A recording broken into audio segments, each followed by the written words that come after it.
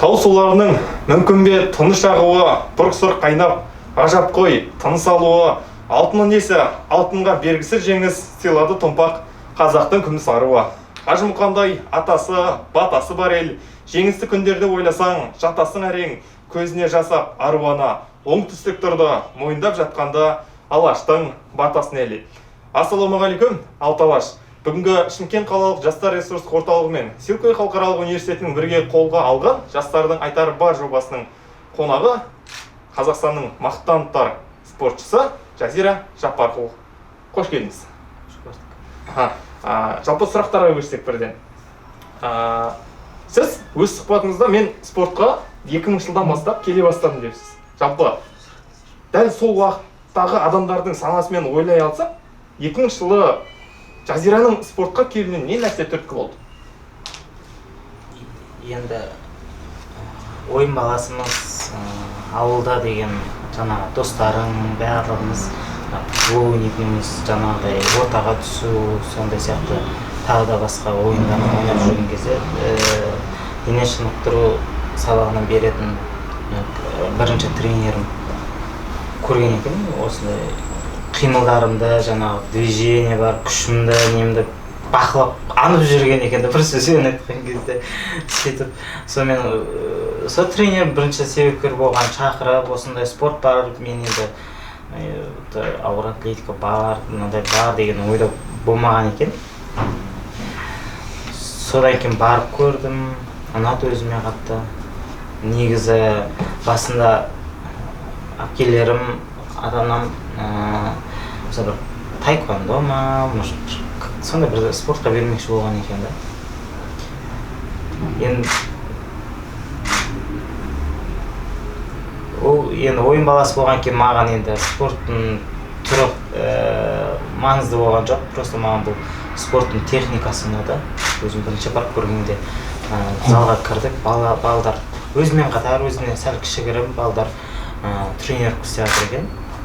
Сонымен қызықтым.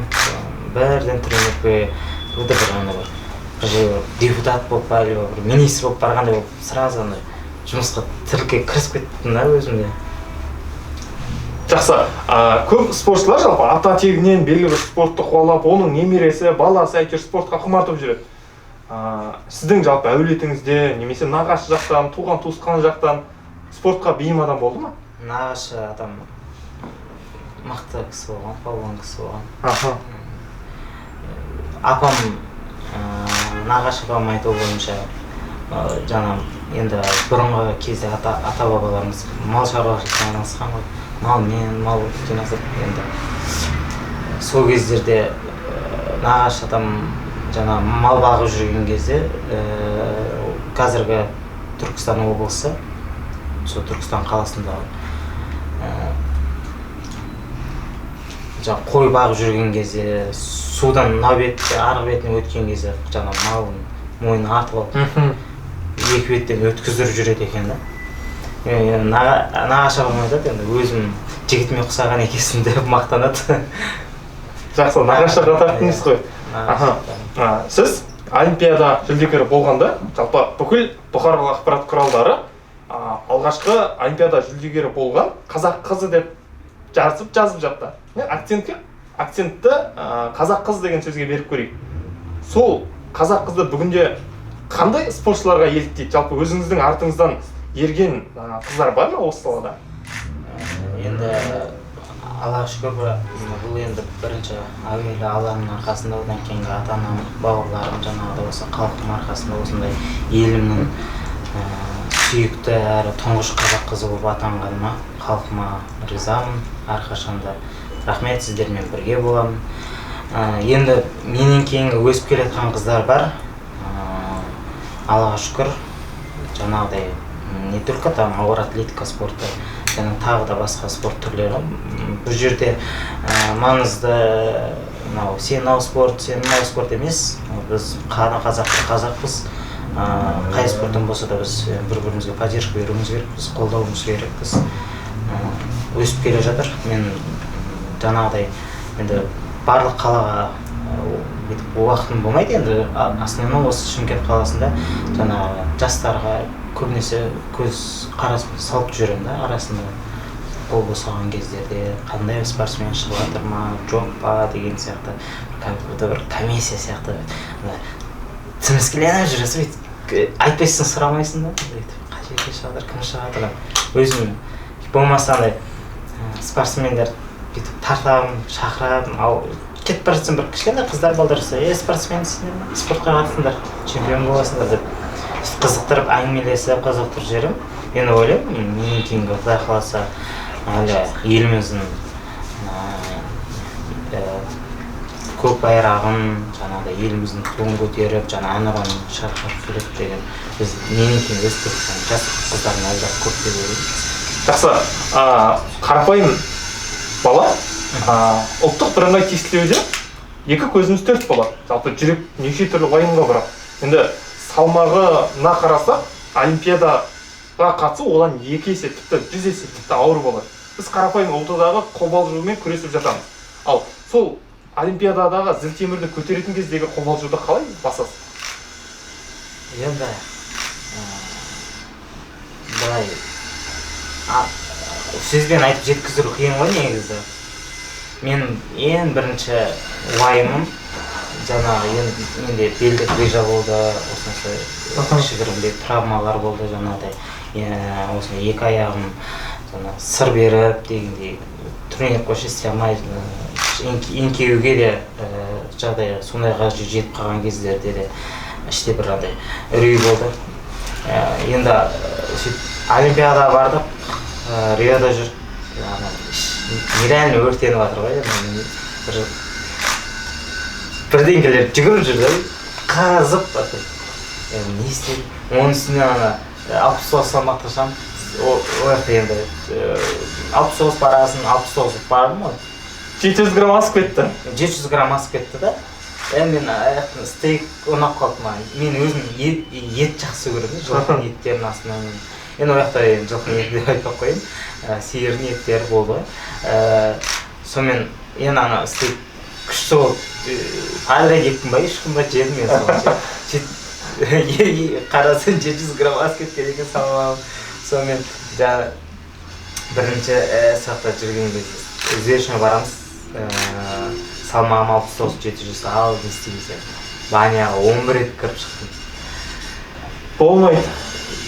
Сол крем шығам, сонымен санадық жарыс кеткен екен, санадық ойыншы. 11 рет, әкесі 11 рет кіріп шыққан екен да. 69-00 болды салмағым. Сонда 700 граммда 1,5 сағатта болдым ғой. Соны ана жерде үрей, уақыт деген зымыр өтіп жатыр. Қобалжу, қазір ойлайсың ана жерде ше, ана жерге барып орын алу емес, қазір олимпиада қайтап шыға алмай қалатынымызды мен қайынеммен қайтап еліме деп сол жерде бір жылағым. Действительно мойындаймын мен жылағанымды. Ана жерде жыламасаң да болмайтын болды. Қайта бір көзіне жас шықса сол бір 100 грамм азайып қалады. Сонымен сөйтіп біраз жылап жаңағыдай енді стейк жеместін дедім ғой сол кездерде. Сөйтіп взвешенный шықтым, 69-00 болды салмағым. Сонымен енді одан кейін тамақ жеуге болады. Жаңа тренерім стейк әкеліп тұрды. Че вы издеваетесь, что ли деймін да. Енді жаңадан бері осы стейк әңгіме болып жатыр, енді стейк әкеліп тұрғандарыңыз дейді. Сонымен 2 кусок жедім да. Сонымен бір кола ішіп болдым, өлпейді. Сонымен жарысқа шықтым, 2 кусок еттен. 11 рет баняға келіп заход жасап салмақ қуып. Енді өте қорқынышты болды. Ана жерде қазір мен көтере алмай қаламын ау деген ой емес ол жерде. Ол жерде мынандай қорқыныш болды менде. Еліме қандай атақ алып келе аламын деген. Тұңғыш қазақ қызы бола аламын ба, бола алмаймын ба деген. Сонымен Аллаға шүкір әуелі Алламыздың арқасында өзім енді ойлаймын, бұндай арманым 2010 қолынан келе бермейді деп. Әрине. Арманыма жеттім. Әлі арманым бар, жоқ бұдан кейін тоқтап қалған жоқ, әлі көп қой менде. Просто бұл өзімнің сол осы 2016-ға шығып болған арманым сол еді да. сондай осыны бір нелер болды. Жақсы. Зілтемірді көтердіңіз, мақсат орындалды. Алғашқы кіммен сөйлестіңіз телефон арқылы? Кім құттықтады, немесе кімге? Анаммен. Ол кісі не деді? Ол кісілер уже қияқты менен бірін жуып, менен бірін тойлап, уже туысқан бар ма, көршің бар ма, бәрі ауылдастарым, осы қаладағы туысқандарым бәрі жиналып құттықтап, одан кейінгі жаңағы үйіміздің ең алғашқы жиенім бар, Альфия деген, сонымен сөйлестім. Ол да құттықтап, айттым ғой, мен саған уайымдама деп орнап келесің. Қой, солай жалғасып дейсіз ғой. Жақсы.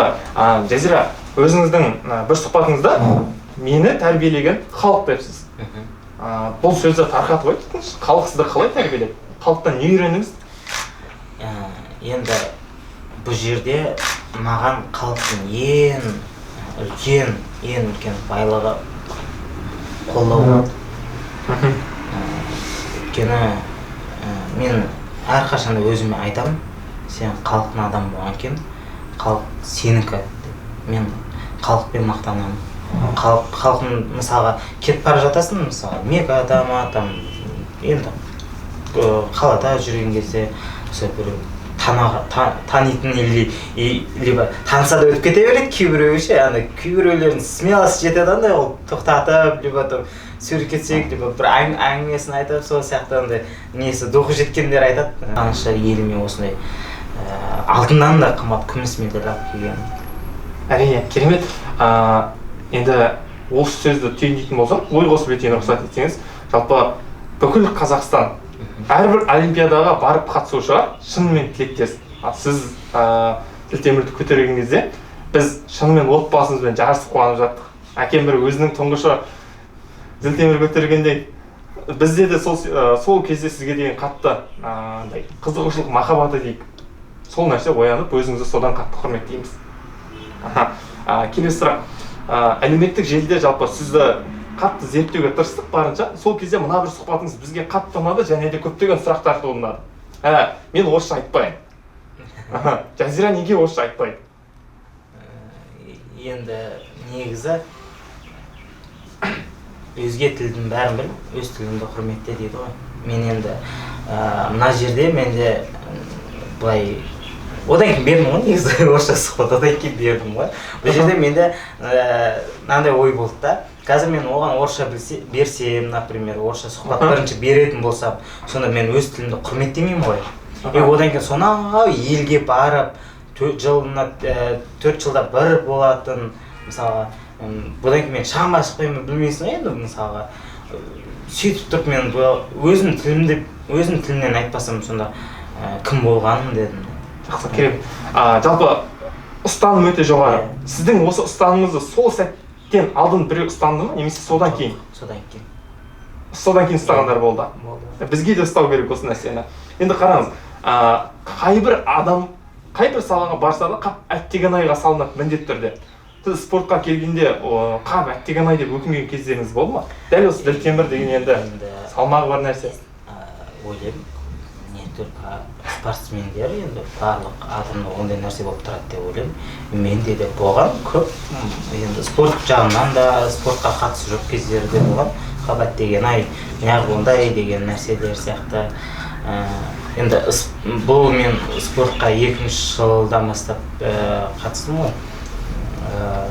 2008 ба, 2009-дың басы ма, білмеймін, осындай сол жылдардың аралығында бір осы құрсыншы деп спортты тастап несемекші кездер болған. Бірақ сол кезде айтқан сөзім өкінемін ше, әлі күнге шейін өкінемін. Бірақ Аллаға шүкір, папамыз тағы бір 2 жыл көр, одан кейін көреміз деп ақылын айтып, жаңа әкемнің ақылын тыңдап, енді сол жер ғана маған хабат деген ай деген бір өкінішке әлі күнге шейін келеді. Жақсы. Осы көп адамдар жалпы өз саласында осы қап әттеген айдан кейін қайтып кетіп жатады. Енді өзіңіздің дәл осы спорт саласына түсіп, өзіңізді аяғына дейін қамшылауыңызға, енді бұдан кейін де көбірек сізден үміттенеміз. Бірақ осы күнге дейін өзіңізді қамшылауыңызға, қанаттандыруыңызға не нәрсе себеп болды? Жалпы сізді не нәрсе қанаттандырады? Күшті неден аласыз? анамнан мен үйден шығып мысалы тренировкаға барам, болмаса жаңағыдай басқа да жұмыстармен шығам, өз анам всегда батасын береді, ақылын айтады, ақыл сұрайды, осындай қалай істесем. Кейбір кезде өзім андай болып тұрады, ішінде бір андай нерв болып тұрады адамда ше, толып қалған, либо жиналып қалған, білмеймін, соны бірдеңе болғанда отырасың да бірдеңе сұрап жатқан кезде көз іліп кетеді. Кейбір кезде мамаға да сөз андай сәл даусым несіп кетеді да, кейін отырамын, неғып үйттім деп бұздым бәрін. Өкініш болады. Өкініштер болып қалады. Бірақ енді всегда әрқашанда анам мен әкем екеуі мені қолдайды, жаңағыдай солардан ақыл аламын, солардың көрсеткен жолдарымен жүремін. Мына мысалға көбісі бірі білсе бірі білмейді енді бұл спортты қойғанымды.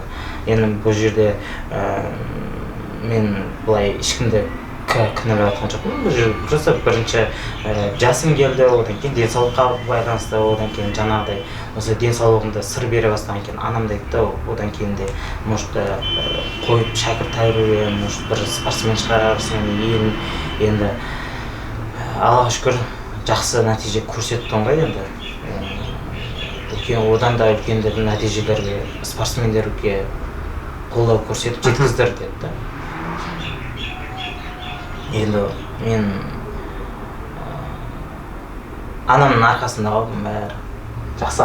Әрбір адам анасына қанаттанады дейсіз ғой. Және біз де солай қанаттануымыз керек. Жақсы. Енді келесі жеке өміріңізге кішкене тиісіп көрейік. Жалпы әлеуметтік желіде, ғаламтор желісінде немесе ютубқа кірсек те, сізді марапаттап жатқан адамдардың саны жеткілікті. Тұрмысқа шыққан кезде ол мал мүліктің бәрін сіз өз үйіме тастап кетемін депсіз. Бұл тірліктің сыры неде? Бұның артында қандай үлкен дүние жатыр? Енді мен ойлаймын, мысалы осы олимпиададан кейін мысалы жаңа машина берді, квартира берді, қаражат жақтан да берді дейді. Сол мысалы квартираны мамам айтады да, сен да ішін ремонттап, әдемілеп ремонттап құлтап қойып қой, ертең сен тұрмысқа шыққанда артына апарып беремін дейді да. Қояйын алайын деймін да, не істеймін ол, не үшін апармақшысың сен маған деймін да. Оны наоборот сіздер тұрыңыздар ол үйде. Маған сол мынау біздің халықпен бірдей болуым керекпін ғой. Халқымыз не апарып береді, соны апарып бересіңдер деймін да. Енді былай араласатын достарым жаңағыдай осылай бір нелермен араласқан кездерде де бұндай әңгімелер болған, болмаған емес. Мен всегда айтамын, ашық айтамын да, бірден бүйтіп, бәрі бүйтіп күшті болып келе жатыр, аяғым не істегім келмейді да, бұзғым келмейді да, бірден басынан шешіп алғанды қалаймын да. Көп нәрсені енді ойлаймын, ол мысалға бұл өмірде мысалға жаңағыдай қыздарға байланысты ғой енді бұл тұрмысқа шығып жатқан кезде дүние апармаңыздар, өздеріңіздің жаңағыдай бұл үйге бақытты, бұл үйді бақытты қылам, бұл үйді бақытты қылуым керек деп барыңыздар. Сондай деп ойлаймын. Бұл жерде жаңағыдай машина, үй, жаңа байлық, дүние, алтын, ештеңе, сен анау сол үйді бақытты қылмасаң, оның ешқайсысы керек емес деп ойлаймын. Жақсы. Отбасы тақырыбынан алыстамаймыз. Шетелге тұрмысқа шығып жатқан қыздарға байланысты көзқарасыңыз қалай? Оның шетелге асығуының себебі неде? Қарсы емеспін негізі. Мен ойламаймын етіп, мысалы, сен мынау ұлтқа тұрмысқа неғып шықтың, неғып еттің, либо білмеймін, мен ойлаймын, мен естуім бойынша бұл өмірге келгендердің бәрі мұсылман болып келеді деп айтады енді. Мұсылман болып келеді, мен үшін барлығы бір адам болған екен, мен мұсылман деп ойлаймын, бәрін қарсы емеспін мен негізі. Жалпы бақытты болса болды. Бақытты болса болды, иә. Самое главное, мынау шаңырақ бар ғой, соны үзбеу керек, жоғалтпамау керек та. Мынау қалған бәрін дейді. Жақсы. Әрине әр қазақ қызы бақытты болуға хақылы. Жалпы кім болса да бақытты болуға хақылы. Енді тақырыпты қорытындылайтын бір сұрақ. Қазақстанды қайтсек спорт державасына айналдыра аламыз. Жалпы бұл нәрсе мүмкін бе? енді мүмкін емес нәрселер жоқ қой.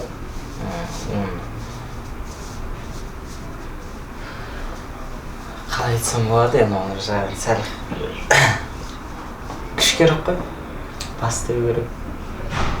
Біраз поддержка беру керек, бір-бірімізді қолдау керек. Қолдау, бірлік, ынтымақ. Жақсы. Біз Жазира Жаппарқұлдың неден энергия алатынын білдік, мақсатқа жеттік. Енді қазір Жазира ханымды философия майданында сынап көреміз. Жазира ханым сізге дейінгі 7-8 қонақ болды, ұстаздар болды, басқасы болды, әрине өте керемет кісілер, өте сауатты жауап беруге тырысты. Бірақ осы Айдарға келгенде тосырқап қалып жатыр көбісі. Дайынбыз ба? Сынап көрейік. Біздің студенттер жалпы 20-ға жоқ сұрақ дайындапты. Менің қолымда құм сағат 10 минуттық. Бұның минуттары мен ғана білемін. Тырысып көрейік, иә? Сосын бір ереже, мен сізге сұрақ қоямын, оған ойланып жауап беруге сізде 30 секунд уақыт бар. Дайынбыз ғой? Жақсы, ал тәуекел бастайық. Жазира энергия неден алады? Анасынан. Сіз спорт министрі болсаңыз, жасағыңыз келетін алғашқы іс? Спортсмендердің жанында жүріп, әрқашанда қолдау көрсетіп, әр спорт саласына бір спорт комплекс салдырып береді. Керемет. Сізге сыйланған ең бағалы сыйлық? 2013 жылы тұңғыш олимпиада жастар арасындағы Сингапур қаласында өткен. Сол кезде олимпиададан бірінші орын алған. Сол маған өте үлкен сыйлық. Жақсы. Жазира соңғы рет қашан жылады? Сол олимпиадада 2016 жылы жылады. Қуаныштың жасы дейсіз ғой? Иә, қуаныштың жасы. Шымкент қаласының әкімінің қайсысы сіздің есіңізде ерекше есте қалды? Асқар Мырзахметов. Естеліктерді қалай сақтайсыз? Әртүрлі. Енді смотря қандай естелік болады, соған байланысты. Қыз ауыр ма, тұз ауыр ма? Екеуі де ауыр соған қарағанда. 2030 жылғы зілтемір көтерудегі рекордыңыз қанша болуы мүмкін? Әлемде болмаған рекорд болады деп ойлаймын. Жазираның қалың малы қанша? Жетпейді ау. Алатын адам жетпей ме? Жақсы. Бір дециметрде қанша сантиметр бар? 10. Алғашқы олимпиада чемпион атанған қазақ қызы кім? Алдарыңызда отыр ғой. Сіздің домалақ анамызбен араларыңызда қандай сәйкестік бар?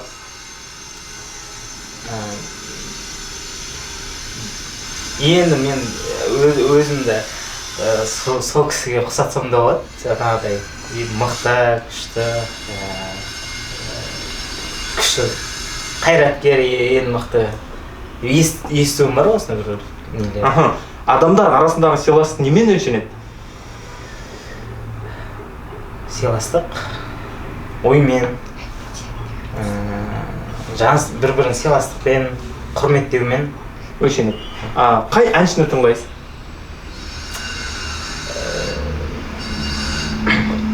Мадина Садуақасова, Мейрамбек Беспаев. Бір өлең айтыңызшы. Айтасың жетпейді. Жақсы. Боксер болсаңыз кіммен рингке шығар едіңіз?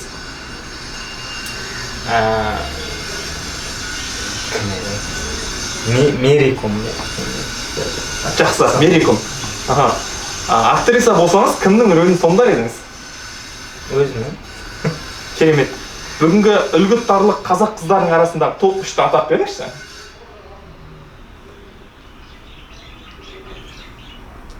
Қандай? Қазақ қыздарының топ 3-і.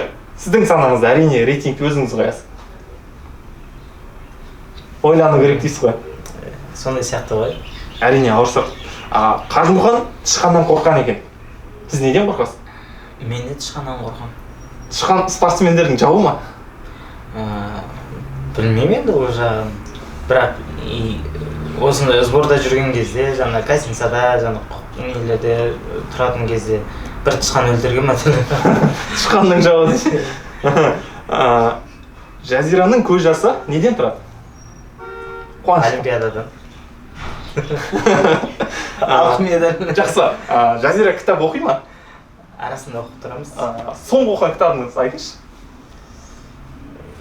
енді соңғы оқыған кітабымды айтпай ақ қояйыншы. Соңғы емес кітаптарым бар. Жаңа Абай атамыздың, Мұқағали Мақатаев атамыздың осы өлең сөздері бар, солардың оқып. Жақсы, керемет. Жобада келесі жолы орныңызда кімді көргіңіз келеді?